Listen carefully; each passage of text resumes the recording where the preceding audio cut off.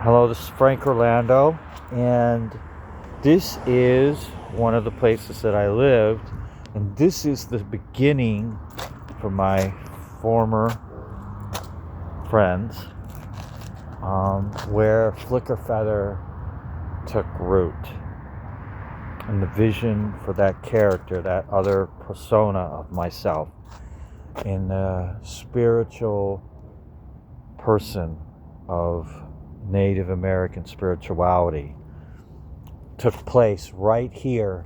And so this is, the address is 114th South Willow. I haven't lived here for 30 years. I think I lived here 30 years ago. It might have been a little, I lived here like 5 or 7 years in this apartment that was divided up a house. So this is it right there. It's still standing. The original owner was Mike Rizzi, and I'm afraid to even comment about him. So that back door of this house, that was the front door of my apartment. There was an apartment upstairs, and then there was an apartment in the front of the house that was really big. So right here was another apartment. This was an apartment complex, but it was an older one that was made out of stucco. This is a completely rebuilt apartment complex, but it was about that size. Okay, so over that away, behind, I'm on an alley, so I'm gonna go back. So when I did the sweat lodge, here was a group of punkers that would come in, freaks, alternatives, and and this is going to be important because later on in this story, over at the end of this alley, you can't see it because of this big apartment. This was a house. There is a fire station. And so this was a grassy field. They've got it grassed, paved in, but this was mostly grassed in. It was a smaller parking lot. So I did a sweat lodge right in here, a Native American sweat lodge. And so when I was 10 years old, I had done a Native American sweat lodge with my father. And it's probably one of the most bonding moments that I had with my father. We went on the road. We sold our family home in around what it used to be called Buffalo, but it's now called MLK, and around MLK in Florida. And as a kid, we sold that house and we went traveling around the United States, and we ended up on an Indian reservation. And they had a nursery, and my dad worked at the nursery, and we camped on the Indian reservation at a campground. And we did this sweat lodge, and my dad was studying all kinds of things. And it was around 1977, I guess. And it was right after Elvis died. We went through, a week after Elvis died, through Memphis in our road trip of traveling around the United States. And so I want to say, this is for the people who want to know how I became Flicker Feather. So, and also, this is the place in my poetry book where it talks about the edge of Hyde Park. Well, right here, this is technically called North Hyde Park. Anything north of this interstate, that's right there, you'll see an overpass. Everything there is really expensive. But in 1995, this was kind of a little bit of a mixed shadiness. Kind of like the Z-Boys, and where they were, or they call their town, the skateboarders from, and it was a beautiful thing because there you had artists, and you had transvestites, and you had all kinds of weird characters. And so it was a great place, and I wrote my poetry book. Right here is the inspiration for that book. and I published it in 1995. So I was studying, and I was a Christian prior to that, and then I had a falling out, honestly, but I still had a lot of Christian values. But I mean, this is sort of Christians would look at me as being contradictory to Christian faith. But I felt like I had a responsibility to bond with my father. And then I wrote this poetry book, and I wanted to study Native American culture. And I remember doing the Sweat Lodge, and I started looking into it.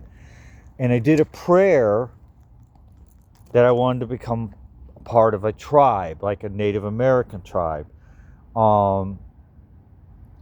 And then, so I did studies, and I had a Native American name. And at first, I wanted to call myself Flickerbird. And then I went to the gathering, and this lady goes, well, Flickerbird is this, and Flickerfeather is this. And so that's how I became Flickerfeather at my first Rainbow Gathering.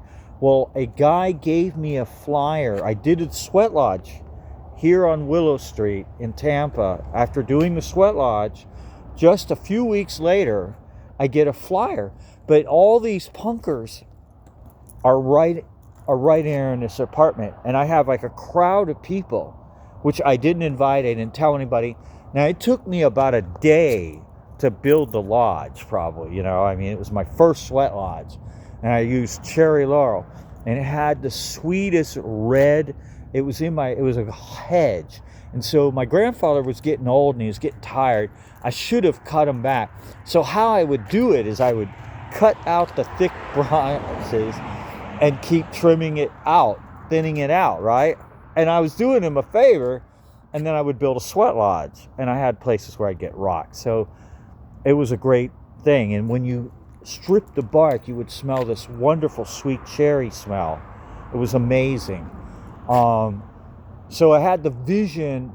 The amazing thing about this moment is that's when I became Flickerfeather. Is here.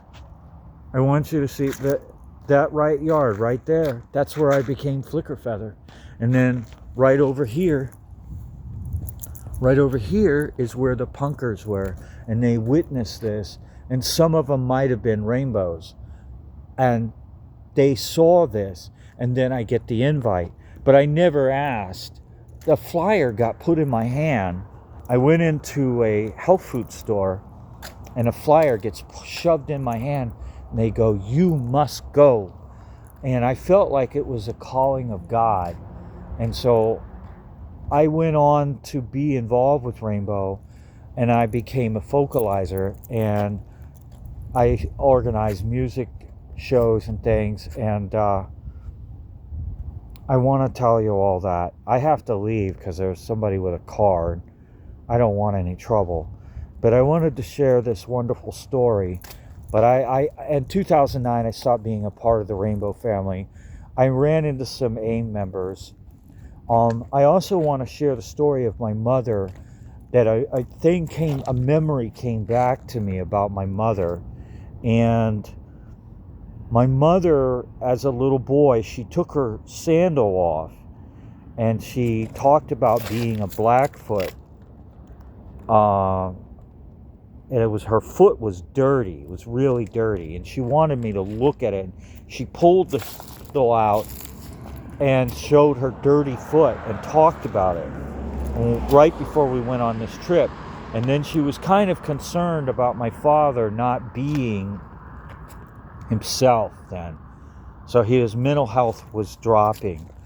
And but he was very creative. He was energized, studying Zen and studying Buddhism and all kinds of things. So he was reading lots of transcendental meditation and all this stuff on it, and possibly experimenting with things.